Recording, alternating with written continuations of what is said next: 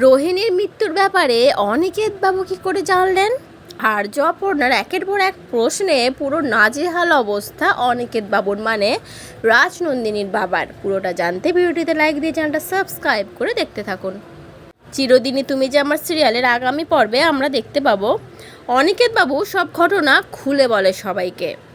তারপরে অনিকেত বাবু সবার উদ্দেশ্যে বলতে থাকে, আমি তো সবটাই বলে দিলাম, সব সত্যি কথাই বলে দিলাম আর কি, আর তো কিছু বাকি নেই।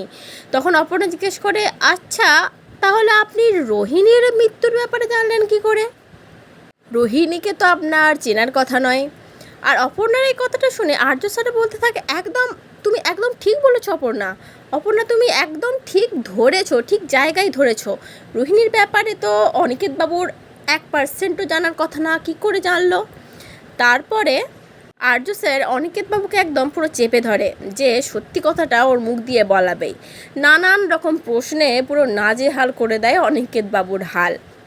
অনিকেত বাবু ভাবতে থাকে এর পরের প্রশ্নগুলোর উত্তর সে কি দেবে, কি করে সামলাবে গোটা ব্যাপারটাকে। তবে অনিকেত বাবুও ঘুঘু মানুষ, মানে ওকে কথার জালে এভাবে ফাঁসানো যাবে না। ও ঠিক অন্য কথা ঘুরিয়ে ব্যাপারটাকে ম্যানেজ করে দেবে। তোমাদের কি মনে হচ্ছে? তারপরে আর্য অপর্ণা রোহিণীকে ঘিরে, মানে রোহিণীর মৃত্যু ঘিরে আবার শুরু হবে নতুন কোনো খেলা। তো বন্ধুরা, কি মনে হচ্ছে আজকের পর্বটা নিয়ে অবশ্যই কমেন্ট করে জানিও। পরবর্তী আপডেট নিয়ে তাড়াতাড়ি আসছি, সঙ্গে থেকো, সাথে থেকো, চ্যানেলটা সাবস্ক্রাইব করে দিও। ধন্যবাদ।